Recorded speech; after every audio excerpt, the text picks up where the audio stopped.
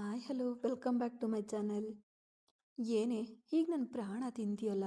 ಈಗಾಗಲೇ ನಾನು ಆಫೀಸ್ನಲ್ಲಿ ಸಾವಿರದ ಟೆನ್ಷನ್ನಲ್ಲಿ ಕೆಲಸವೆಲ್ಲ ಮುಗಿಸ್ಕೊಂಡು ಮನೆಗೆ ಬಂದಿದ್ದೀನಿ. ಇದರಲ್ಲಿ ನೀನು ಬೇರೆ ಯಾಕಿನ್ನು ನನ್ನ ಪ್ರಾಣ ತಿಂತಿದೀಯಾ ಎಂದು ರಾವಣ ಕೋಪದಿಂದ ಗಟ್ಟಿಯಾಗಿ ಕಿರುಚಿದಾಗ ವೃಷಿಕಾಗೆ ಅವನ ಕೋಪಕ್ಕೆ ಕಾರಣ ಏನೆಂದು ಅರ್ಥವಾಗದೆ ತಡಬಡಾಯಿಸಿದಳು. ಯಾಕೆ ರಾವಣ, ಹೀಗೆ ಸಂಬಂಧವೇ ಇಲ್ಲದೆ ಹೇಗೆ ಕೋಪ ಮಾಡ್ಕೊಳ್ತಿದೀಯಾ? ಈಗ ನಾನು ತಪ್ಪಾಗಿ ಏನು ಹೇಳಿಬಿಟ್ಟೆ? ನಿನ್ನ ಹತ್ರ ಒಂದು ಸಂತೋಷದ ವಿಷಯ ಹೇಳಬೇಕು ಅಂತ ನಾನು ಸಾಧಾರಣವಾಗಿ ತಾನೇ ಮಾತನಾಡಲು ಬಂದೆ. ಅದಕ್ಕೆ ಯಾಕೆ ಇಷ್ಟೊಂದು ಕೋಪಪಟ್ಟು ಕಿರ್ಚ್ತಿದೀಯಾ? ಆಫೀಸ್ನಲ್ಲಿ ಏನೇ ಟೆನ್ಷನ್ ಇದ್ದರೂ ಇರಲಿ, ಅದನ್ನು ಅಲ್ಲೇ ಬಿಟ್ಟು ಮನೆಗೆ ಬರಬೇಕು ಅಂತ ನಿನ್ನ ಹತ್ರ ಎಷ್ಟು ಬಾರಿ ಹೇಳಿದ್ದೀನಿ ಅಲ್ವಾ ಎಂದು ವೃಷಿಕ ಕೇಳಿದ್ದಕ್ಕೆ ರಾವಣನಿಗೆ ಇನ್ನೂ ಹೆಚ್ಚಿನ ಕೋಪವೇ ಬಂತು. ಓಹೋ, ಮೇಡಮ್ಗೆ ಏನು ಕೆಲಸ ಇರಲು ಸಾಧ್ಯ?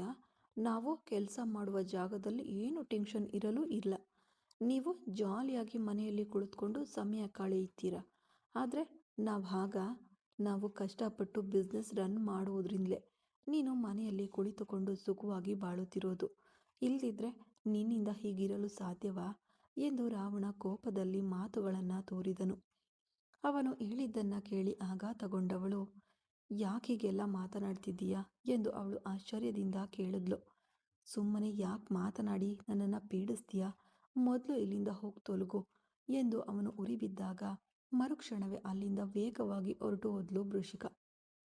ಬೆಳಿಗ್ಗೆ ಕಣ್ಣು ತೆರೆಯುವಾಗ ತನ್ನ ದೇವತೆಯ ದರ್ಶನ ಸಿಗದೆ ಕಣ್ಣುಗಳನ್ನು ಸಣ್ಣಗೆ ಮಾಡುತ್ತಾ ತನ್ನ ಪಕ್ಕದಲ್ಲಿದ್ದ ಖಾಲಿ ಜಾಗವನ್ನು ನೋಡುತ್ತಲೇ ಎದ್ದು ಕುಳಿತ ರಾವಣ. ದಿನವೂ ರಾತ್ರಿ ಅವಳ ನಡುವಿನ ಮೇಲೆ ತಲೆ ಇಟ್ಟು ಮಲಗುವವನಿಗೆ ಇಂದು ಆ ಅನುಭವ ಇಲ್ಲದೆ ಬೇಗನೆ ಎಚ್ಚರವಾಗ್ಬಿಟ್ಟಿತು. ಏನಿವಳು ನೈಟ್ ಪೂರ್ತಿ ಒಂದು ವೇಳೆ ರೂಮ್ಗೆ ಬರಲಿಲ್ವಾ? ನಾವು ಬೇರೆ ನೆನ್ನೆ ಇದ್ದ ಟೆನ್ಷನ್ನಲ್ಲಿ ತುಂಬ ಓವರಾಗಿ ಮಾತನಾಡಿಬಿಟ್ಟೆ. ಸುಮ್ಮನೆ ಇದ್ದರೂ ಅವಳು ಕುಣಿದು ಕುಪ್ಪಳಿಸುತ್ತಾಳೆ. ಅಂಥದ್ರಲ್ಲಿ ನಿನ್ನೆ ನಾವು ಆಡಿದ ಮಾತಿಗೆ ಇಂದು ಏನು ಮಾಡಲಿದ್ದಾಳೋ ಗೊತ್ತಿಲ್ಲ ಎಂದು ತನಗಷ್ಟೇ ಹೇಳಿಕೊಂಡವನು ವೇಗವಾಗಿ ಸ್ನಾನ ಮುಗಿಸಿ ತಯಾರಾಗಿ ಕೆಳಗೆ ಬಂದನು. ಆವಾಗಲೂ ಅವನ ದೇವತೆಯ ದರ್ಶನ ಅವನಿಗೆ ಸಿಗಲಿಲ್ಲ. ಮನೆ ಪೂರ್ತಿ ಕಣ್ಣುಗಳಿಂದ ಹುಡುಕುತ್ತಾ ಅವನು ಬಂದನು. ಮನೆಯಲ್ಲಿ ಕೆಲಸ ಮಾಡುವ ಹೆಂಗಸು ಅವನನ್ನು ಕರೆದಳು. ಅಯ್ಯ, ಊಟ ಮಾಡಿ ಹೋಗಿ ಎಂದು ಅವಳು ವಿನಮ್ರತೆಯಿಂದ ಹೇಳಿದ್ಲು. ಇಲ್ಲ, ನನಗೆ ಹಸಿವಿಲ್ಲ, ಊಟವೆಲ್ಲ ಬೇಡ, ಅವಳು ಎಲ್ಲಿದ್ದಾಳೆ ಎಂದು ಸುತ್ತಲೂ ಹುಡುಕುತ್ತಾ ಅವನು ಕೇಳಿದ. ಅಮ್ಮನವರ ಬಗ್ಗೆ ಕೇಳ್ತಿದ್ದೀರಾ? ಅವರು ಮನೆಯಲ್ಲಿಲ್ಲ, ದೇವಸ್ಥಾನಕ್ಕೆ ಹೋಗಿದ್ದಾರೆ ಎಂದಳು ವಿನಯದಿಂದ. ದೇವಸ್ಥಾನಕ್ಕ? ಇಷ್ಟೊಂದು ಬೇಗ ದೇವಸ್ಥಾನಕ್ಕೆ ಹೊರಟು ಹೋಗಿದ್ದಾಳಾ? ಏನಂತ ಗೊತ್ತಾಗ್ತಿಲ್ವಲ್ಲ ಎಂದು ಅವನು ಯೋಚಿಸುತ್ತಾ ನಿಂತಿರಲು ಸರಿಯಾಗಿ ಆ ಸಮಯದಲ್ಲಿ ಕೈಯಲ್ಲಿ ಪೂಜೆಯ ಬುಟ್ಟಿಯನ್ನು ಹಿಡ್ಕೊಂಡು ಮನೆಗೆ ಪ್ರವೇಶಿಸಿದ್ಲು ವೃಷಿಕ. ಅವಳನ್ನು ಕಂಡ ಮೇಲೆಯೇ ಅವನ ಮುಖ ಸ್ವಲ್ಪ ಪ್ರಕಾಶಮಾನವಾಯಿತು. ಅದು ತನ್ನವಳ ರೂಪವನ್ನು ಕಂಡವನು ನಿಜವಾಗಿಯೂ ಮೈಮರೆತು ಹೋದನೆಂದೇ ಹೇಳಬೇಕು. ಹಳದಿ ಬಣ್ಣದ ರೇಷ್ಮೆ ಸೀರೆಯಲ್ಲಿ ತಲೆಗೆ ಗಂಟು ಕಟ್ಟಿ ಅದರ ಸುತ್ತ ಮಲ್ಲಿಗೆ ಹೂವನ್ನು ಸುತ್ತಿದವಳು ಒಂದು ಕೈಯಲ್ಲಿ ಪೂಜೆಯ ಬುಟ್ಟಿ, ಮತ್ತೊಂದು ಕೈಯಲ್ಲಿ ಸೀರೆಯನ್ನು ಹಗುರವಾಗಿ ಎತ್ತಿ ಹಿಡಿದುಕೊಂಡು ಮನೆಗೆ ಪ್ರವೇಶಿಸಿದಳು. ಬಂದವಳು ಎದುರಿಗೆ ನಿಂತಿದ್ದ ಅವನನ್ನು ಸ್ವಲ್ಪವೂ ಗಣನೆಗೆ ತೆಗೆದುಕೊಳ್ಳದೆ ಅವನನ್ನು ದಾಟಿ ಮೇಲಕ್ಕೇರಿ ಹೋಗಲು ಹೋದಾಗ, ಅಹಂಕಾರಿ, ಎದುರಲ್ಲೇ ಒಬ್ಬನು ನಿಂತಿದ್ದಾನೆ, ಸ್ವಲ್ಪವಾದರೂ ನನಗೆ ಮರ್ಯಾದೆ ಕೊಡ್ತಾಳಾ ನೋಡು, ಹಾಗೆ ಅವಳಷ್ಟಕ್ಕೆ ನನ್ನನ್ನು ನೋಡದೇ ಇರುವಾಗೆ ಹೋಗ್ತಿದ್ದಾಳಲ್ಲ ಎಂದು ಬೈಯುತ್ತಾ ಅವಳ ಹಿಂದೆ ಹೋದನು. ನೀನು ನಿನ್ನಷ್ಟಕ್ಕೆ ಮೇಲ್ ಬಂದ್ಬಿಟ್ರೆ ಏನರ್ಥ? ನಾನಿನ್ನೂ ಬೆಳಿಗ್ಗೆಯಿಂದ ತಿಂದಿಲ್ಲ, ಬೇಗ ನನಗೆ ಅಡುಗೆ ಬಡಿಸು ಎಂದು ಅವನು ಹೇಳ್ದ.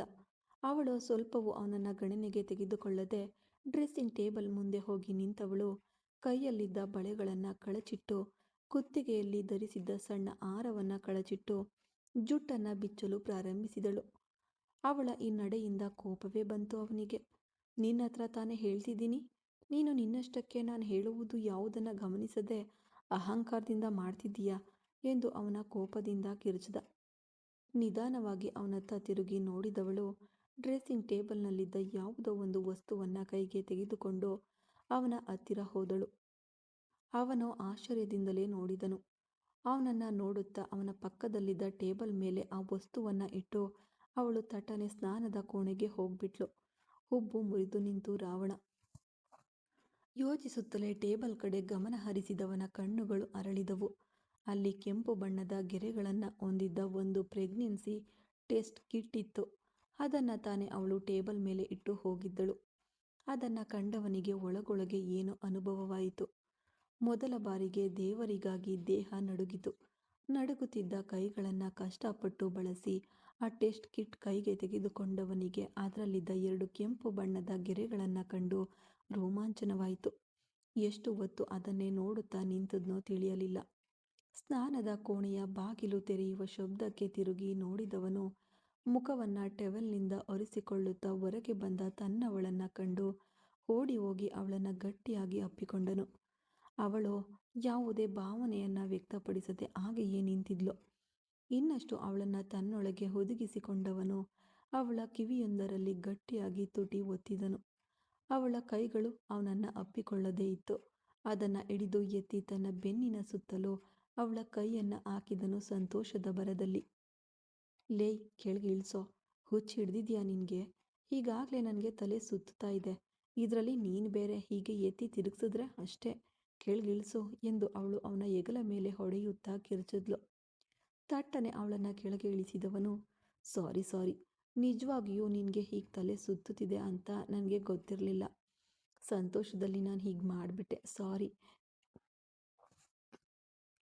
ಎಂದು 2 ಕಿವಿಗಳನ್ನು ಹಿಡಿದು ಅವನಲ್ಲಿ ಕ್ಷಮೆ ಕೇಳಿದವನು ತಟ್ಟನೆ ಮಂಡಿಯೂರಿ ಕುಳಿತನು. ಅವನ ಈ ನಡೆಯಿಂದ ಗಾಬರಿಯಾದವಳು 2 ಅಡಿ ಹಿಂದೆ ಸರಿದು ನೋಡಿದ್ಲು. ಅವಳ ನಡುವನ್ನು ಹಿಡಿದು ತನ್ನತ್ತ ಎಳೆದುಕೊಂಡವನು ಅವಳ ಸೀರೆಯನ್ನು ಸರಿಸಿ ಅವಳ ಬರಿ ಹೊಟ್ಟೆಯಲ್ಲಿ ಗಟ್ಟಿಯಾಗಿ ಮುಖ ಒದಗಿಸಿ ಮುತ್ತಿಟ್ಟನು. ಅವನ ಈ ಕ್ರಿಯೆಯಿಂದ ಶಿಲ್ಪಿಗಳಂತೆ ರೋಮಾಂಚನಗೊಂಡವಳು ಅವನ ಹಿಂದಿನ ಕೂದಲನ್ನು ಹಿಡಿದು ಸಡನ್ನಾಗಿ ತನ್ನಿಂದ ಬೇರ್ಪಡಿಸಿ, ಛೀ ಪೊರ್ಕಿ, ಹೋಗೋ, ನಿನ್ನ ಮುಖ ನೋಡಿದ್ರೇ ಕೋಪ ಬರುತ್ತೆ, ಹೋಗಿಲ್ಲಿಂದ ಎಂದು ಅವಳನ್ನು ತಳ್ಳಿ ಅವಳು ಅಲ್ಲಿಂದ ಕದಲಲು ಪ್ರಯತ್ನಿಸಿದ್ಲು. ಅವಳ ಕೈಯನ್ನು ಹಿಡಿದು ಮತ್ತೆ ತನ್ನತ್ತ ಎಳೆದುಕೊಂಡವನು ಅವಳ ಕೆನ್ನೆಯನ್ನು ತನ್ನೆರಡು ಕೈಗಳಲ್ಲಿ ಹಿಡಿದು ಸಾರಿ ಎಂದನು ಆಳವಾದ ಧ್ವನಿಯಲ್ಲಿ ಅವಳ ಕಣ್ಣುಗಳನ್ನು ನೆಟ್ಟಗೆ ನೋಡುತ್ತಾ. ಸೊ ಇವಾಗ ನೀನು ಸಾರಿನ ನಾನು ಎಕ್ಸೆಪ್ಟ್ ಮಾಡ್ಕೋಬೇಕು ಹೌದಲ್ವಾ ಎಂದು ಅವಳು ಒಂದು ಉಬ್ಬು ಏರಿಸಿ ಅವನನ್ನು ಗಂಭೀರವಾಗಿ ನೋಡುತ್ತಾ ಕೇಳಿದ್ಲು. ಒಪ್ಪಿಕೊಳ್ಳುವುದು ಬಿಡುವುದು ನಿನ್ನಿಷ್ಟ, ಆದರೆ ನಾನು ನಿನ್ನನ್ನು ಮುದ್ದಿಸುವುದನ್ನು ಮಾತ್ರ ನಿನ್ನಿಂದ ತಡೆಯಲು ಸಾಧ್ಯವಿಲ್ಲ ಎಂದನು ಒಂದು ಉಬ್ಬು ಏರಿಸುತ್ತಾ. ಅಹಂಕಾರಿ ಎಂದು ಅವನ ತಲೆಗೆ ಒಂದು ಕುಟ್ಟಿದವಳು ಮತ್ತೆ ಅವನಿಂದ ಕದಲಲು ಪ್ರಯತ್ನಿಸಿದಾಗ ಅವಳನ್ನು ಬಳಸಿ ಹಿಡಿದು ಮತ್ತೆ ಅಪ್ಪಿಕೊಂಡನು. ಯಾಕೆ ಯಾವಾಗ ನೋಡಿದ್ರೂ ನನ್ನಿಂದ ದೂರ ಹೋಗೋದ್ರಲ್ಲೇ ಇರ್ತೀಯ? ಒಬ್ಬ ಗಂಡ ಅಪ್ಪಿಕೊಳ್ತಿದ್ದಾನೆ ಅಂದರೆ ಎಷ್ಟು ರೊಮ್ಯಾಂಟಿಕ್ ಮೂಡ್ನಲ್ಲಿದ್ದಾನೆ ಅಂತ ನಿನಗೆ ಅರ್ಥವಾಗಬಾರ್ದಾ? ನೀನು ನನಗೆ ಕೋಆಪ್ರೇಟ್ ಮಾಡುವುದನ್ನು ಬಿಟ್ಟು ದೂರ ಹೋಗ್ತೀಯಾ ಎಂದು ಅವನು ಅವಳನ್ನು ಗಟ್ಟಿಯಾಗಿ ಅಪ್ಪಿಕೊಳ್ಳುತ್ತಲೇ ಹೇಳ್ದ. ಮುಚ್ಚೋ ಬಾಯಿ, ಬಿಡೋ, ಅಯ್ಯೋ ನೀನು ಹೀಗೆ ಮಾಡಿದ್ರೆ ನಿನ್ನ ಮಗು ನಜ್ಗುಜಾಗುತ್ತೆ ಎಂದು ಅವಳು ಒದ್ದಾಡಲು ಅವಳ ಮೇಲಿಂದ ಬಿಗಿತವನ್ನು ಸ್ವಲ್ಪ ಸಡಿಲಗೊಳಿಸಿದವನು. ಹಾಗಾದರೆ ಇನ್ಮೇಲೆ ಹೀಗೆ ಟೈಟಾಗಿ ಅಪ್ಪಿಕೊಳ್ಳಲು ಸಾಧ್ಯವಿಲ್ವಾ ಎಂದನು ತುಟಿ ಚಾಚುತ್ತಾ. ಅವನ ಈ ಆಟಕ್ಕೆ ಮೆಲ್ಲನೆ ನಕ್ಕವಳು. ಸೋ ಕ್ಯೂಟ್ ಎಂದು ಅವನ ತುಟಿಯನ್ನು ಹಿಡಿದು ಆಟವಾಡಿಸಿ ಅವಳ ಕೈಗಳನ್ನು ಹಿಡಿದು ಮುತ್ತಿಟ್ಟನು ಅವನು. ಲಿಸನ್ ರಾವಣ, ನಾನು ನಿನ್ನ ಹತ್ರ ಯಾವಾಗಲೂ ಹೇಳುವ ವಿಷಯ ಒಂದೇ. ನಿನ್ನ ಆಫೀಸ್ ಟೆನ್ಷನ್ ಏನೇ ಇರಲಿ ಅದನ್ನು ನಮ್ಮ ಮನೆಗೆ ತರಬೇಡ. ಆಫೀಸ್ ಬೇರೆ ಮನೆ ಬೇರೆ, ನೀನು ಎರಡನ್ನು ಒಂದೇ ಮಾಡಿ ಯೋಚಿಸಿದ್ರೆ ಖಂಡಿತವಾಗಿಯೂ ಕುಟುಂಬದೊಳಗೆ ತೊಂದರೆ ಬರುತ್ತೆ. ನಿನ್ನೆ ನಮ್ಮಿಬ್ಬರ ಮಧ್ಯೆ ನಡೆದ ಜಗಳದ ಹಾಗೆ, ಅರ್ಥವಾಯ್ತಾ ಎಂದು ಅವಳು ಗಂಭೀರವಾಗಿ ಕೇಳಿದ್ಲು. ಅರ್ಥವಾಯಿತು, ಆದರೆ ನೆನ್ನೆ ತುಂಬ ಟೆನ್ಷನ್ ಇತ್ತು. ಯಾವುದಕ್ಕೆ ನೋಡಿದ್ರೂ ಕಿರಿಕಿರಿ ಅನ್ನಿಸ್ತಿತ್ತು. ಅದಕ್ಕೆ ಹಾಗೆ ಕೋಪಪಟ್ಟು ಮಾತನಾಡಿಬಿಟ್ಟೆ. ಅಂದ ಹಾಗೆ ನೆನ್ನೆ ಒಂದು ಸಂತೋಷದ ವಿಷಯ ಹೇಳಬೇಕು ಅಂತ ಹೇಳಿದ್ಯಲ್ಲ, ಅದು ಇದೇನಾ ಎಂದು ಅವನು ಕೇಳಿದನು. ಅವನ ಕೆನ್ನೆಯನ್ನು ಹಿಡಿದು ಗಟ್ಟಿಯಾಗಿ ಚಿವುಟಿ ಹಿಂಡಿದವಳು, ಈಗ ಒಂದು ಚೆನ್ನಾಗಿ ಕೇಳ್ತೀಯ? ನಿನ್ನೆ 1 ನಿಮಿಷ ನಾನು ಹೇಳೋದನ್ನು ಕೇಳಿದರೆ ಏನಾಗ್ತಿತ್ತಂತೆ ಎಂದು ಅವಳು ಕೋಪದಿಂದ ಮುಖ ಸೆಂಡರಿಸಲು, ಸಾರಿ, ನೀನು ಎಷ್ಟು ಸಂತೋಷದಿಂದ ನನ್ನ ಹತ್ರ ಹೇಳಲು ಬಂದೆ, ನಾನೇ ಬುದ್ಧಿಗೆಟ್ಟು ನಿನ್ನ ಹತ್ರ ಕೋಪ ಬಡಿಸ್ಬಿಟ್ಟೆ, ಸಾರಿ ಎಂದು ಅವನು ಮತ್ತೆ ಹೇಳ್ದ. ಸಾಕಪ್ಪ, ಎಷ್ಟು ಸಾರಿ ಹೇಳ್ತೀಯ? ಸಾರಿ ಹೇಳಿ ಹೇಳಿ ನಿನ್ನ ಬಾಯಿಯ ಸವಿದು ಹೋಗುವಾಗಿದೆ ಎಂದು ಅವಳು ತಮಾಷೆಯಾಗಿ ಹೇಳಿದ್ಲು. ನಿನಗೆ ಕೊಬ್ಬು ಜಾಸ್ತಿಯೇ ಎಂದು ಅವಳ ಕೆನ್ನೆ ಹಿಡಿದು ಚಿವುಟುತ್ತಾ ಹೇಳಿದವನು ಅವಳ ತುಟಿಗೆ ತನ್ನ ತುಟಿ ಒತ್ತಿ ಮುತ್ತಿಡಲು ಬಂದನು. ಅವನಿಂದ ಪಕ್ಕನೆ ಹಿಂದೆ ಸರಿದವಳು, ಸಾಕು, ಹೀಗೆಯೇ ಹೋದರೆ ಮುಂದೆ ನೀನು ಎಲ್ಲಿಗೆ ತೊಗೊಂಡು ಹೋಗಿ ನಿಲ್ಲಿಸ್ತೀಯಾ ಅಂತ ನನಗೆ ಚೆನ್ನಾಗಿ ಗೊತ್ತು. ಇನ್ಮೇಲೆ ಇದೆಲ್ಲ ನಮ್ಮಿಬ್ಬರ ಮಧ್ಯೆ ಇರಬಾರ್ದು, ಅರ್ಥವಾಯ್ತಾ? ಪಾಪ ಹುಟ್ಟುವವರೆಗೂ ನೋ ಟಚಿಂಗ್ ನೋ ಕಿಸ್ಸಿಂಗ್ ಎಂದು ಅವಳು ಅಧಿಕಾರವಾಗಿ ಹೇಳಿದ್ಲು. ಅವಳ ನಡು ಬಳಸಿ ತನ್ನತ್ತ ಎಳೆದುಕೊಂಡವನು, ಅದನ್ನು ನೀನು ಹೇಳಬಾರ್ದು ಮೇಡಮ್, ನಾನು ಹೇಳಬೇಕು. ಇನ್ಮೇಲಿದೆ ನಿನಗೆ ಎಂದು ಅವನು ವಿಲ್ಲನ್ ಥರ ಒಂದು ನಗೆ ಬೀರಲು ಅವನು ಹೇಳಿದ್ದನ್ನು ಕೇಳಿ ನಗುತ್ತಾ ಅವನ ಎದೆಗೆ ಗುದ್ದಿದಳು ವೃಷಿಕಾ. ಈ ಕಡೆ ಹರ್ಷಿಕಾ ಅಡುಗೆಯನ್ನು ಬಡಿಸ್ತಾ ಇದ್ಲು. ಸುಮ್ಮನೆ ಊಟ ಮಾಡುತ್ತಿದ್ದ ಚೈತ್ರನ್, ಊರ್ಮಿಳಾ ಮತ್ತು ಆದಿಕೇಶವನ್ ಇನ್ನೂ ತಮ್ಮ ಕೊಠಡಿಯಿಂದ ಹೊರಗೆ ಬರದೇ ಇದ್ರು. ವೇಗವಾಗಿ ಪುಸ್ತಕದ ಬ್ಯಾಗ್ ಏರಿಸಿಕೊಂಡು ಕೆಳಗೆ ಓಡಿ ಬಂದ್ಲು ಶ್ರಾವಣಿ. ಯಾಕೆ ಪಾಪ ಇಷ್ಟೊಂದು ವೇಗವಾಗಿ ಓಡಿ ಬರ್ತಿದೀಯಾ? ಕೆಳಗೆ ಬಿದ್ದರೆ ಏನಾಗುತ್ತದೆ? ಬೆಳಗ್ಗೆ ಬೇಗ ಎದ್ದು ರೆಡಿಯಾಗು ಅಂದರೆ ಕೇಳ್ತೀಯಾ ನೀನು ಎಂದು ಅವಳಿಗೆ ಸಣ್ಣದಾಗಿ ಗದರುತ್ತಾ ಹರ್ಷಿಕಾ ಅವಳ ಟಿಫನ್ ಬಾಕ್ಸ್ ಕೊಟ್ಲು. ಅದನ್ನು ತನ್ನ ಬ್ಯಾಗ್ಗೆ ತುರುಕಿಕೊಂಡವಳು, ಇಲ್ಲ ಅದಕ್ಕೆ ನೆನ್ನೆ ನೈಟು ಪ್ರಾಜೆಕ್ಟ್ ವರ್ಕ್ ಮುಗಿಸಿ ಮಲಗುವಾಗ ತುಂಬ ಲೇಟ್ ಆಯಿತು, ಅದಕ್ಕೆ ಬೆಳಗ್ಗೆ ಲೇಟಾಗಿ ಎದ್ದೆ. ಬೆಳಗ್ಗೆ ಟಿಫನ್ ಪ್ಯಾಕ್ ಮಾಡಿದ್ದೀರಾ ತಾನೆ ಎಂದು ಅವಳು ಕೇಳಿದ್ಲು. ಅದಕ್ಕೆ ಹೌದು ಎಂದು ತಲೆಯಾಡಿಸಿದ್ಲು ಹರ್ಷಿಕಾ. ಯಾಕೆ ಬೆಳಿಗ್ಗೆ ಊಟ ಇಲ್ಲೇ ಮಾಡಿ ಹೋಗಬಾರ್ದಾ? ನೀನು ಅಲ್ಲಿ ತೊಗೊಂಡು ಹೋಗಿ ತಿನ್ನುತ್ತೀಯೋ ಇಲ್ಲ ಊಟವನ್ನು ಕೆಳಗೆ ಚೆಲ್ಲುತ್ತೀಯೋ ಯಾರಿಗೆ ಗೊತ್ತು ಎಂದು ಊಟ ಮಾಡುತ್ತಲೇ ಚೈತ್ರನ್ ಕೇಳ್ದ. ಅದೆಲ್ಲ ನಾನು ಕರೆಕ್ಟಾಗಿ ತಿನ್ನುತ್ತೇನೆ. ಅತ್ತಿಗೆ ಡೈಲಿ ನನ್ನ ಫ್ರೆಂಡ್ಗೆ ಫೋನ್ ಮಾಡಿ ನಾನು ತಿನ್ನುತ್ತಾನೋ ಇಲ್ಲವೋ ಅಂತ ಕೇಳುತ್ತಲೇ ಇರ್ತಾರೆ. ನಿನಗೆ ತಾನೇ ನನ್ನ ಮೇಲೆ ಕಾಳಜಿಯೇ ಇಲ್ಲದ್ದು ಎಂದು ತುಟಿ ಮುರಿದು ಗಲ್ಲವನ್ನ ಹೆಗಲಿಗೆ ಗುದ್ದುತ್ತಾ ಅವಳು ಹೇಳಿದ್ಲು. ಅವಳನ್ನು ನೋಡುತ್ತಾ ಮುಖ ಗಂಭೀರವಾಗಿ ನೋಡಿದನು ಚೈತ್ರನ್. ಸೋಫಾದಲ್ಲಿ ಕುಳಿತು ಏನೋ ತೀವ್ರವಾಗಿ ಯೋಚಿಸುತ್ತಿದ್ದಳು ವೃಷಿಕಾ. ಯಾವಾಗಲೂ ಅಧಿಕಾರ ತೋರಿಸುತ್ತಾ ಅಹಂಕಾರದಿಂದ ಬಿಗಿಯಾದ ಮುಖದೊಂದಿಗೆ ಓಡಾಡುತ್ತಿದ್ದ ರಾವಣ ಇತ್ತೀಚೆಗೆ ತನ್ನ ಹೆಂಡತಿಗಾಗಿ ಓಡಾಡಿ ಕೆಲಸ ಮಾಡುತ್ತಿದ್ದಾನೆ. ಇನ್ನು ವೃಷಿಕಾ ಮನೆಯಲ್ಲಿ ಅವಳು ಗರ್ಭಿಣಿಯಾಗಿರುವ ವಿಷಯವನ್ನು ಹೇಳಿರಲಿಲ್ಲ. ಆಸ್ಪತ್ರೆಗೆ ಹೋಗಿ ಖಚಿತಪಡಿಸ್ಕೊಂಡು ಬಂದ ನಂತರ ಮನೆಯಲ್ಲಿರುವವರಿಗೆ ಹೇಳೋಣ ಎಂದು ಅವಳು ಹೇಳಿದ್ರಿಂದ ಅವನು ಅದಕ್ಕೆ ಒಪ್ಪಿಕೊಂಡಿದ್ದನು. ತನ್ನ ಹೆಂಡತಿಗಾಗಿ ಹಾಲಿನಲ್ಲಿ ಕುಂಕುಮ ಹೂವು ಬೆರೆಸಿ ತೆಗೆದುಕೊಂಡು ತಮ್ಮ ಕೊಠಡಿಯನ್ನು ಪ್ರವೇಶಿಸಿದವನಿಗೆ ಕಂಡು ಬಂದಿದ್ದು ಯೋಚಿಸುತ್ತಾ ಕುಳಿತಿದ್ದ ತನ್ನ ಹೆಂಡತಿಯೇ. ಅವಳ ಹತ್ತಿರ ಹೋದವನು, ರಿಷಿ, ಈಗೋ ಮೊದಲು ಈ ಹಾಲು ಕುಡಿ. ಈಗಾಗಲೇ ತಿಂದಿದ್ದನ್ನು ವಾಂತಿ ಮಾಡಿಬಿಟ್ಟಿದ್ದೀಯಾ, ಈ ಹಾಲನ್ನಾದರೂ ಸ್ವಲ್ಪ ಕುಡಿ, ಹೊಟ್ಟೆಯಲ್ಲಿ ಏನೂ ಇಲ್ಲ ಎಂದು ಅವನು ಹೇಳ್ದ. ಅವಳು ಯಾವುದೋ ಆಲೋಚನೆಯಲ್ಲಿ ಕುಳಿತಿದ್ದಳು. ಅವಳನ್ನು ಹಿಡಿದು ಅಲ್ಲಾಡಿಸಿದವನು, ಏನೇ ನಿನ್ನನ್ನೇ ಹೇಳ್ತಿರೋದು, ನೀನು ಹೀಗೆ ಉಪವಾಸ ಇದ್ದರೆ ನನ್ನ ಮಗುವಿಗೆ ಹಸಿಯುವುದಿಲ್ವಾ? ಹೀಗೋ ಇದನ್ನು ಕುಡಿ ಎಂದು ಅವನು ಹೇಳಲು, ಹೀಗೋ ಕುಡಿಯುತ್ತೇನೆ ರಾವಣ ಎಂದು ಅವನಿಂದ ತೆಗೆದುಕೊಂಡು ಯಾವುದೋ ಆಲೋಚನೆಯಲ್ಲಿ ಒಂದೊಂದೇ ಸಿಪ್ ಕುಡಿಯಲು ಪ್ರಾರಂಭಿಸಿದಳು. ಅವಳನ್ನು ಕಣ್ಣು ಸಣ್ಣಗೆ ಮಾಡಿ ನೋಡಿದ ರಾವಣ, ಏನಾಯ್ತು ರಿಷಿ, ಯಾಕೆ ನಿನ್ನ ಮುಖ ಒಂಥರ ಇದೆ? ಏನೋ ಯೋಚಿಸುತ್ತಿದ್ದೀಯಾ ಅನಿಸುತ್ತಿದೆ. ಏನು ಯೋಚಿಸುತ್ತಿದ್ದೀಯಾ ಎಂದು ಅವನು ಅವಳ ಹತ್ತಿರ ಕುಳಿತು ಅವಳನ್ನು ಹೆಗಲಿಗೆ ಅಪ್ಪಿಕೊಳ್ಳುತ್ತಾ ಕೇಳಿದನು. ರೀ, ರುದ್ರನ ವಿಷಯದಲ್ಲಿ ನಿನಗೇನಾದರೂ ಅನುಮಾನ ಬಂದಿದೆಯಾ ರಾವಣ ಎಂದು ಅವಳು ಶಾಂತವಾಗಿ ಕೇಳಿದ್ಲು. ಅವನು ತುಟಿಯಲ್ಲಿ ಒಂದು ನಗೆಯೊಂದಿಗೆ ಅವಳನ್ನೇ ಗಂಭೀರವಾಗಿ ನೋಡ್ತಾ ಅವನ ನಗೆಯಲ್ಲಿ ಏನೋ ಇದೆ ಎಂಬುದನ್ನು ಅವಳು ಅರ್ಥ ಮಾಡಿಕೊಂಡ್ಳು. ನಾನು ಕೇಳಿದ ಪ್ರಶ್ನೆಗೆ ಉತ್ತರ ಹೇಳು. ರುದ್ರನ ವಿಷಯದಲ್ಲಿ ನಿನಗೇನಾದರೂ ಅನುಮಾನ ಬರ್ತಿದೆಯಾ? ಆದರೆ ನನಗೆ ತುಂಬ ಅನುಮಾನವಿದೆ. ಅದು ಅಂದು ಯಾಮಿನಿ ಅವಳ ಹೊಟ್ಟೆಯಲ್ಲಿ ಬೆಳೆಯುತ್ತಿರುವ ಮಗುವಿನ ಬಗ್ಗೆ ಹೇಳುವಾಗ ರುದ್ರನ ಮುಖವನ್ನು ನಾನು ಚೆನ್ನಾಗಿ ಗಮನಿಸಿದೆ. ಅವನ ಮುಖವೇ ಹಲವು ರೀತಿ ಬದಲಾಯಿತು. ಇಲ್ಲಿ ಏನು ನಡೆಯುತ್ತಿದೆ ನನಗೊಂದು ಅರ್ಥವಾಗ್ತಿಲ್ಲ ಎಂದು ಅವಳು ಗೊಂದಲದಿಂದಲೇ ಕೇಳಿದಳು. ಅವಳನ್ನು ಇನ್ನೂ ತನ್ನತ್ತ ಗಟ್ಟಿಯಾಗಿ ಅಪ್ಪಿಕೊಂಡವನು ಅವಳನ್ನು ಹಾಗೆಯೇ ಆರಾಮವಾಗಿ ಎತ್ತಿ ತನ್ನ ಮಡಿಲಿನಲ್ಲಿ ಕೂರಿಸಿಕೊಂಡು ನಡುವನ್ನು ಬಿಗಿಯಾಗಿ ಹಿಡಿದುಕೊಂಡನು. ಅಯ್ಯೋ, ನಾನು ಕೇಳುವ ಪ್ರಶ್ನೆಗೆ ಉತ್ತರ ಹೇಳ್ದೆ ಏನು ಮಾಡ್ತಿದ್ದೀಯಾ ನೀನು ಎಂದು ಅವಳು ಒದ್ದಾಡ್ತಾ ಇದ್ಲು. ಅವಳನ್ನು ತಡೆದು ಹಿಡಿದವನು, ಕೊಂಚ ಹೊತ್ತು ಸುಮ್ಮನಿರಬಾರ್ದಾ? ಎಲ್ಲಾದರೂ ಸರಿಯಾಗಿ ಅಪ್ಪಿಕೊಳ್ಳಲು ಬಿಡ್ತೀಯಾ ಎಂದು ತನ್ನೊಂದಿಗೆ ಅವಳನ್ನು ಇನ್ನಷ್ಟು ಗಟ್ಟಿಯಾಗಿ ಅಪ್ಪಿಕೊಂಡವನು, ರುದ್ರನ ವಿಷಯದಲ್ಲಿ ನೀನು ಅನುಮಾನ ಪಡ್ತಿರೋದು ನಿಜವೇ ಹರ್ಷಿ ಎಂದನು ಶಾಂತವಾಗಿ. ಅವನು ಹೇಳಿದ್ದನ್ನು ಕೇಳಿ ಗೊಂದಲಕ್ಕೊಳಗಾದವಳು, ಏನು ಹೇಳ್ತಿದ್ದೀಯಾ? ಏನೇ ಹೇಳುವುದಿದ್ರೂ ಸ್ಪಷ್ಟವಾಗಿ ಹೇಳು ಎಂದಳು ಅರ್ಥವಾಗದೆ. ಯಾಮಿನಿಯು ರುದ್ರನು ನನ್ನ ಮೇಲೆ ಸೇಡು ತೀರಿಸಿಕೊಳ್ಳಲು ಪ್ರಾರಂಭದಲ್ಲೇ ಪ್ಲ್ಯಾನ್ ಮಾಡಿದ್ರು. ಹಾಗೆ ಅವರಿಬ್ಬರು ಒಂದಾಗಿದ್ದಾಗ ಉಂಟಾಗಿದ್ದೇ ಈ ಅವಳ ಹೊಟ್ಟೆಯಲ್ಲಿ ಬೆಳೆಯುತ್ತಿರುವ ಮಗು. ಎಂದು ರಾವಣ ಶಾಂತವಾಗಿ ಹೇಳ್ದ. ಅವನು ಹೇಳಿದ್ದನ್ನ ಕೇಳಿ ಆಘಾತಗೊಂಡಳು ವೃಷಿಕ. ಮಗುವಿನ ವಿಷಯವನ್ನ ಇಷ್ಟೊಂದು ಸಾಧಾರಣವಾಗಿ ಹೇಳ್ತಿದೀಯಲ್ಲ, ಏನ್ ಮಾತನಾಡ್ತಿದೀಯ ರಾವಣ ನೀನು ಎಂದು ಅವಳು ಆಶ್ಚರ್ಯದಿಂದ ಕೇಳಿದ್ಲು. ಪ್ರಾರಂಭದಲ್ಲಿ ರಾವಣನ ಮೇಲೆ ಸೇಡು ತೀರಿಸಿಕೊಳ್ಳಲು ರುದ್ರೇಶ್ ಯೋಚಿಸಿದಾಗ ಅವನೊಂದಿಗೆ ಕೈ ಜೋಡಿಸಿ ಅವಳು ರಾವಣನನ್ನ ಮದುವೆ ಆಗಲು ಬಯಸಿದ್ರಿಂದ ಹಿಡಿದು ಎಲ್ಲವನ್ನ ವೃಷಿಕಾಗೆ ಅವನು ಹೇಳಿದನು. ಅದನ್ನ ಕೇಳಿ ಆಘಾತದಿಂದ ಕಣ್ಣುಗಳನ್ನ ಅಗಲಿಸಿದಳು ಅವಳು.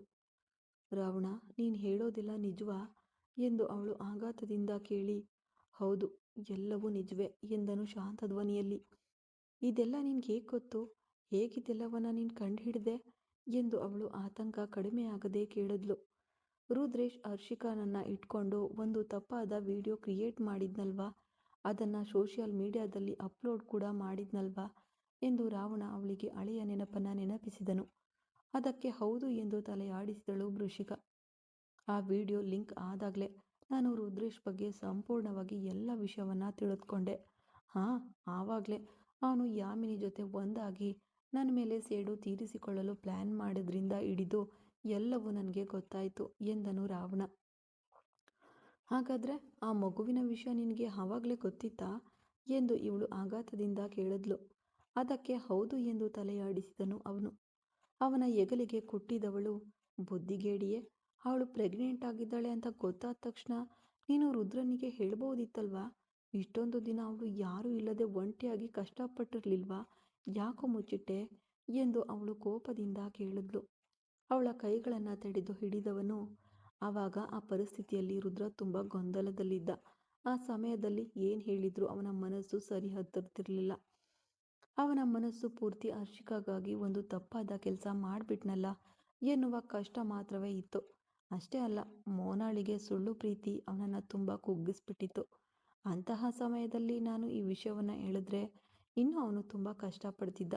ಅದಕ್ಕಾಗಿಯೇ ನಾನು ಯಾವುದನ್ನು ಹೇಳದೆ ಮುಚ್ಚಿಟ್ಬಿಟ್ಟೆ ಎಂದು ರಾವಣ ಹೇಳ್ದ. ಅದಕ್ಕಾಗಿ ಅವನು ಒಂದು ಮಗುವಿಗೆ ಅಪ್ಪನಾಗಲಿದ್ದಾನೆ ಎನ್ನುವ ವಿಷಯವನ್ನೇ ಅವನಿಂದ ಮುಚ್ಚಿಡ್ತೀಯಾ ಎಂದಳು ಕೋಪದಿಂದ. ಸರಿ ಬಿಡೆ, ಈಗ ಅವನಿಗೆ ವಿಷಯ ಗೊತ್ತಾಗಿದೆ ಅಲ್ವಾ ಎಂದು ಅವನು ಸಾಧಾರಣವಾಗಿ ಹೇಳ್ದ. ಏನು ಗೊತ್ತಾಗಿದೆಯಾ ಎಂದಳು ಅವಳು ಆಘಾತದಿಂದ. ಹೌದು, ಅಂದು ಇಬ್ಬರನ್ನ ನಾನು ಬಂಟಿಯಾಗಿ ಕಳುಹಿಸಿಕೊಟ್ನಲ್ವಾ, ಅದೇನೆ ಯಾಮಿನಿಯನ್ನ ಕರ್ಕೊಂಡು ಹೋಗಿ ಅವಳ ಮನೆಯಲ್ಲಿ ಡ್ರಾಪ್ ಮಾಡ್ಬಾ ಎಂದು ಅವನನ್ನು ಕಳುಹಿಸಿದೆ, ನೆನಪಿದೆಯಾ ಎಂದು ಅವನು ಕೇಳಿದ. ಅದಕ್ಕೆ ಹೌದು ಎಂದು ತಲೆಯಾಡಿಸಿದ್ಲು ಅವಳು. ಆವಾಗಲೇ ಅವನಿಗೆ ವಿಷಯ ಗೊತ್ತಾಗಿ ಬಿಟ್ಟಿದೆ, ಆದರೆ ಅದನ್ನು ನನ್ನ ಹತ್ರ ಹೇಳದೆ ಮುಚ್ಚಿಟ್ಟಿದ್ದಾನೆ. ಅವರಿಬ್ಬರು ಈಗ ಅವರಲ್ಲಿದ್ದ ತೊಂದರೆಗಳನ್ನೆಲ್ಲ ಮುಗಿಸಿಕೊಂಡು ಸಾಧಾರಣವಾಗಿ ಇರಲು ಪ್ರಾರಂಭಿಸಿದ್ದಾರೆ. ಇನ್ನು ಮನೆಯಲ್ಲಿ ಬೇಗನೆ ಮಾತನಾಡಿ ಅವರಿಬ್ಬರಿಗೂ ಮದುವೆ ಮಾಡಿಸೋದು ಮಾತ್ರ ಬಾಕಿ ಇರುವ ಕೆಲಸ ಎಂದು ರಾವಣ ಹೇಳ್ದ. ಇನ್ಮೇಲೆ ಯಾವುದನ್ನು ಮುಂದೂಡಬೇಡ. ಆಲ್ರೆಡಿ ಅವಳು 5 ತಿಂಗಳ ಮಗುವನ್ನು ಹೊಟ್ಟೆಯಲ್ಲಿ ಹೊತ್ಕೊಂಡಿದ್ದಾಳೆ. ಅದಕ್ಕೆ ಈ ಸೊಸೈಟಿಯಲ್ಲಿ ಅವಳಿಗೆ ತುಂಬ ಕೆಟ್ಟ ಹೆಸರು ಬಂದಿದೆ. ಇನ್ಮೇಲೆಯೂ ಈ ವಿಷಯವನ್ನು ಮುಚ್ಚಿಟ್ಟು ತಳ್ಳುವುದು ಬೇಡ ಪ್ಲೀಸ್ ಎಂದಳು ವೃಷಿಕ. ಅರ್ಥವಾಗುತ್ತದೆ ಅಮ್ಮ, ಬೇಗನೆ ಅವನ ಹತ್ರ ಇದನ್ನು ಮಾತನಾಡಿ ಅವರಿಬ್ಬರಿಗೂ ಅವರು ಇಷ್ಟಪಡುವಂತೆ ಒಳ್ಳೆಯ ರೀತಿಯಲ್ಲಿ ಮದುವೆ ಮಾಡಿಸ್ಬಿಡೋಣ ಸಾಕಾ ಎಂದು ರಾವಣ ಹೇಳ್ದ. ಅದಕ್ಕೆ ನಗೆಯೊಂದಿಗೆ ಸರಿ ಎಂದು ತಲೆಯಾಡಿಸಿದ್ಲು. ಇನ್ನು ಅರ್ಧ ಗಂಟೆಯಲ್ಲಿ ನಮಗೆ ಡಾಕ್ಟರ್ ಅಪಾಯಿಂಟ್ಮೆಂಟ್ ಇದೆ. ಈಗ ನಾವು ಹೊರಟ್ರೆ ಹಾಸ್ಪಿಟಲ್ಗೆ ಹೋಗಿ ಕನ್ಫರ್ಮ್ ಮಾಡಿಕೊಂಡು ಮನೆಯಲ್ಲಿ ಎಲ್ಲರ ಹತ್ತಿರವೂ ಬೇಗನೆ ವಿಷಯವನ್ನು ಹೇಳಿಬಿಡಬಹುದು ಎಂದು ರಾವಣ ಹೇಳ್ದ. ಓಕೆ, ಹೋಗೋಣ. ಹಾಗಾದರೆ ನನ್ನನ್ನು ಎತ್ಕೊಂಡು ಹೋಗಿ ರೆಡಿ ಮಾಡು ಎಂದಳು 2 ಕೈಗಳನ್ನು ಅವನ ಕುತ್ತಿಗೆಗೆ ಮಾಲೆಯಂತೆ ತೊಡಿಸಿ ಅವನ ಮೂಗನ್ನು ಹಿಂಡು ಎಳೆಯುತ್ತ. ಅವಳ ಈ ಕ್ರಿಯೆಗೆ ನಕ್ಕವನು, ಅದಕ್ಕೇನು, ಇನ್ಮೇಲೆ ನಾನೇ ನನ್ನ ಹೆಂಡತಿಯನ್ನು ಭದ್ರವಾಗಿ ನೋಡ್ಕೊಳ್ಬೇಕು, ಅದಕ್ಕೆ ಈಗಲೇ ಕೆಲಸ ಪ್ರಾರಂಭಿಸಿ ಬಿಡಬೇಕಷ್ಟೆ ಎಂದು ಅವಳನ್ನು ಎತ್ತಿಕೊಂಡು ಸ್ನಾನದ ಕೋಣೆಗೆ ಪ್ರವೇಶಿಸಿದನು ರಾವಣ. ಅಂದು ಶ್ರಾವಣಿ ಒಂದು ಮಾತಿಗೆ ನಿನಗೆ ತಾನೇ ನನ್ನ ಮೇಲೆ ಕಾಳಜಿ ಇಲ್ವಲ್ಲ ಎಂದು ಚೈತ್ರನ್ ಬಳಿ ಹೇಳಿದ್ರಿಂದ ಅಂದಿನಿಂದ ಅವಳಿಗಾಗಿ ಪ್ರತಿಯೊಂದು ವಿಷಯವನ್ನು ನೋಡಿ ನೋಡಿ ಮಾಡಲು ಪ್ರಾರಂಭಿಸಿದನು ಅವನು. ತನಗಾಗಿ ತನ್ನ ಹೆತ್ತವರನ್ನೇ ತಿರಸ್ಕರಿಸಿ ತನ್ನನ್ನೇ ನಂಬಿ ಬಂದವಳನ್ನು ತಾನು ಎಷ್ಟು ಮಾತುಗಳಿಂದ ತನ್ನ ಕ್ರಿಯೆಗಳಿಂದಲೂ ಪೀಡಿಸಿದ್ದೇವೆ ಎಂಬುದನ್ನು ಅರ್ಥ ಮಾಡಿಕೊಂಡವನಿಗೆ ಮನಸ್ಸು ನೋಯಿಸಿತು. ಆದರೂ ಅವಳೊಂದಿಗೆ ಸಾಧಾರಣವಾದ ಒಬ್ಬ ಅಣ್ಣ ತಂಗಿಯಂತೆ ಬಾಂಧವ್ಯ ಬೆಳೆಸಲು ಅವನಿಗೆ ಸಾಧ್ಯವಾಗಲಿಲ್ಲ. ಏನೋ ಅವನನ್ನು ತಡೆಯುತ್ತಿತ್ತು. ಆದರೂ ಅವಳಿಗೆ ಏನೇನು ಅಗತ್ಯವಿದೆಯೋ ಅದೆಲ್ಲವನ್ನ ಅವಳು ಬಾಯಿ ತೆಗೆದು ಹೇಳುವ ಮುಂಚೆಯೇ ಮಾಡಿಬಿಡ್ತಿದ್ದನು. ಆದರೆ ಅವನೇ ನೇರವಾಗಿ ಆ ವಿಷಯಗಳನ್ನು ಮಾಡ್ತಿರಲಿಲ್ಲ. ಅವಳಿಗೆ ಯಾವುದೇ ವಸ್ತು ಬೇಕಿದ್ರೋ ಅದನ್ನು ತೆಗೆದುಕೊಂಡು ಹರ್ಷಿಕಾಗೆ ಕೊಟ್ಟು ಅವಳ ಬಳಿ ತಲುಪಿಸಲು ಹೇಳ್ತಿದ್ದ. ಅದೇ ರೀತಿಯಲ್ಲಿ ಯಾವುದನ್ನು ನೇರವಾಗಿ ಮಾಡದೆ ಹರ್ಷಿಕಾಳನ್ನು ಇಟ್ಕೊಂಡು ಇಂದಿನವರೆಗೂ ಮಾಡ್ತಿದ್ದಾನೆ ಅವನು. ಕೆಲಸ ಮುಗಿಸಿ ರಾತ್ರಿ ಸುಸ್ತಾಗಿ ಮನೆಗೆ ಪ್ರವೇಶಿಸಿದನು. ಯಾವಾಗಲೂ ತನಗಾಗಿ ಹಾಲ್ ಸೋಫಾದಲ್ಲಿ ಕಾಯುತ್ತಿದ್ದ ಹೆಂಡತಿಯನ್ನು ಕಾಣದೆ ಗೊಂದಲದಿಂದ ತಮ್ಮ ಕೊಠಡಿಗೆ ಹೋದನು. ಬಾಗಿಲನ್ನು ತೆಗೆದುಕೊಂಡು ಒಳಗೆ ಪ್ರವೇಶಿಸಿದವನಿಗೆ ಕಂಡು ಬಂದಿದ್ದು ಕೊಠಡಿ ಪೂರ್ತಿ ಕತ್ತಲಾಗಿರಲು ಸಣ್ಣ ನೈಟ್ ಲ್ಯಾಂಪ್ ಬೆಳಕಿನಲ್ಲಿ ಹೊದಿಕೆಯನ್ನು ಕುತ್ತಿಗೆಯವರೆಗೂ ಹೊದ್ದುಕೊಂಡು ನಿದ್ರಿಸುತ್ತಿದ್ದ ಹರ್ಷಿಕಾ. ಇಷ್ಟೊಂದು ಬೇಗ ಮಲಗುವುದಿಲ್ವಲ್ಲ ಇವಳು, ದೇಹಕ್ಕೇನಾದರೂ ಸರಿಯಿಲ್ವಾ ಎಂದು ಯೋಚಿಸುತ್ತಲೇ ಕೊಠಡಿಯ ಬೆಳಕನ್ನು ಹಾಕಿದವನು ಅವಳ ಹತ್ತಿರ ಹೋಗಿ ಹೊದಿಕೆಯನ್ನು ಸರಿಸಿ ಅವಳ ಕುತ್ತಿಗೆಯ ಮೇಲೆ ಕೈ ಇಟ್ಟು ನೋಡ್ದ. ಮರುಕ್ಷಣವೇ ಬೆಂಕಿ ಸುಟ್ಟಂತೆ ಪಟಾರೆಂದು ತನ್ನ ಕೈಯನ್ನು ಹಿಂದೆ ತೆಗೆದುಕೊಂಡನು ಅವನು. ಅವಳ ದೇಹ ಬೆಂಕಿಯಂತೆ ಕಾಯುತ್ತಿತ್ತು. ಅದಕ್ಕೆ ಹೆದರಿದವನು ವೇಗವಾಗಿ ಅವಳ ಹೊದಿಕೆಯನ್ನು ಸಂಪೂರ್ಣವಾಗಿ ಸರಿಸಿ ಅವಳ ಕೆನ್ನೆಗೆ ತಟ್ಟಿದನು. ಅಮ್ಮು, ಅಮ್ಮು, ಏನಾಯ್ತು ನಿನಗೆ? ಯಾಕೆ ಮೈ ಹೀಗೆ ಕಾಯುತ್ತಿದೆ? ಹಾಸ್ಪಿಟಲ್ಗೆ ಹೋಗ್ತಿದೀಯಾ ಇಲ್ವಾ ಎಂದು ಅವಳ ಕೆನ್ನೆಗೆ ತಟ್ಟುತ್ತಾ ಅವನು ಅವನನ್ನು ಎಬ್ಬಿಸಲು ಪ್ರಯತ್ನಿಸಿದ. ಅರ್ಧ ಮಂಪಿನಲ್ಲಿ ಕಣ್ಣು ತೆರೆದವಳು ಏನ್ರಿ ಎಂದು ಜ್ವರದ ತೀವ್ರತೆಯಲ್ಲಿ ಗುಣಗುತ್ತಲೇ ದೇಹವನ್ನು ಮುದುರಿಕೊಂಡು ಅವನ ಮಡಿಲಿನಲ್ಲೇ ತಲೆ ಇಟ್ಟುಬಿಟ್ಲು ಆ ಹುಡುಗಿ. ಮುಂದುವರೆಯುವುದು ಮುಂದಿನ ಭಾಗದಲ್ಲಿ. ಕತೆ ಇಷ್ಟಾದರೆ ಲೈಕ್ ಮಾಡಿ, ಕಮೆಂಟ್ ಮಾಡಿ, ಹೀಗೆ ಸಪೋರ್ಟ್ ಮಾಡ್ತಾ ಇರಿ. Thank you.